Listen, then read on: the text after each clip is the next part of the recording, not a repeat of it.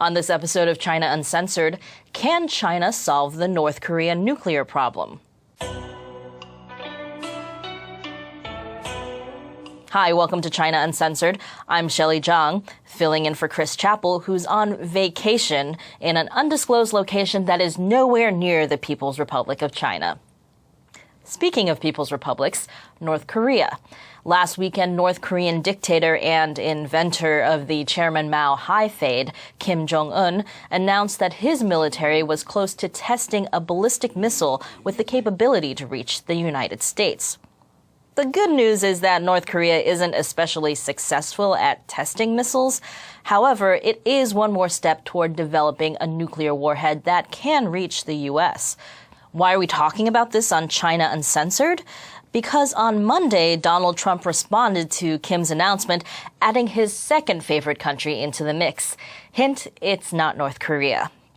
China has been taking out massive amounts of money and wealth from the U.S. in totally one-sided trade, but won't help with North Korea. Nice. Nice? Imagine using sarcasm when talking about China. Anyway, it would appear that Trump's policy directive, as much as I can tell from 140 characters, is that he wants to force the Chinese Communist Party to force North Korea to stop its nuclear weapons program.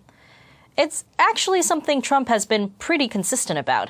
Here he is on CBS in February, implying that he could get China to possibly assassinate Kim.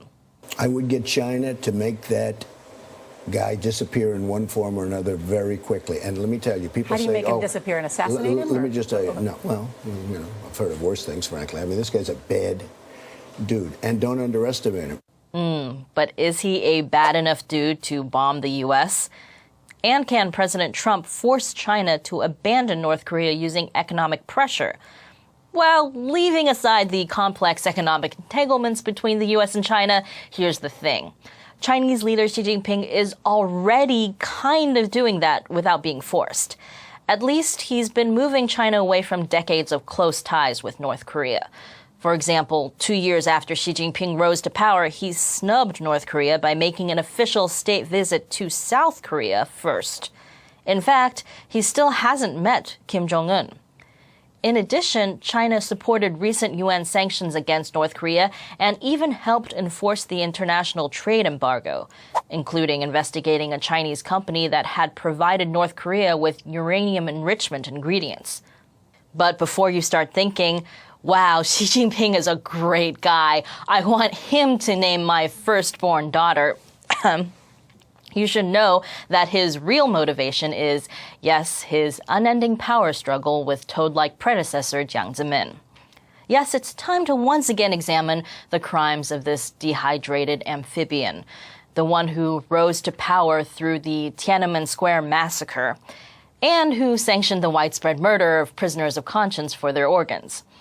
According to this Radio Free Asia report, Jiang Zemin started giving nuclear material to North Korea back in 1989 after previous Chinese leaders refused to.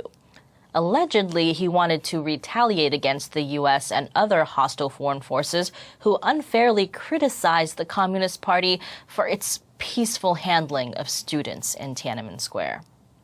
So, Jiang Zemin may have helped North Korea build its nuclear weapons program. And even after Jiang stepped down, his number 2 guy helped maintain that buddy-buddy relationship. Until that guy got purged by Xi Jinping, that is. But not to worry, there's still the number 3 guy and the number 4 guy. And that Chinese company that sold nuclear materials to North Korea looks like it also has ties to officials in Jiang's faction. Shocking. So essentially, the future of the China-North Korea relationship is tied to the Chinese Communist Party's internal power struggle. And as Xi Jinping purges his political enemies, he's also purging the Sino-North Korea relationship because his political enemies were the ones who built that relationship. The Chinese Communist Party is in a tricky situation here.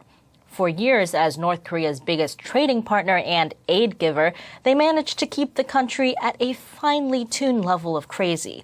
Just crazy enough to bother the U.S. and make China look good, while not crazy enough to collapse and cause a massive influx of refugees across China's border.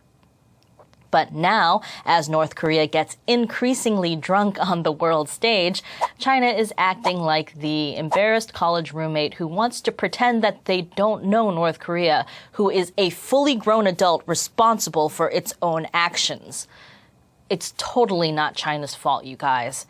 But we all know who's going to have to hold North Korea's hair as they vomit over the toilet. So China's coldness towards North Korea over the last 4 years is not because of Obama, and it's unlikely to be reinforced by Trump either, especially if Trump's policies come in tweets. I mean, Twitter's banned in China, so Trump really shouldn't expect Xi Jinping to read them. Okay, I guess someone in China is reading his tweets. So what do you think? Leave your comments below. Once again, I'm Shelley Zhang, filling in for Chris Chappell until he gets back next week.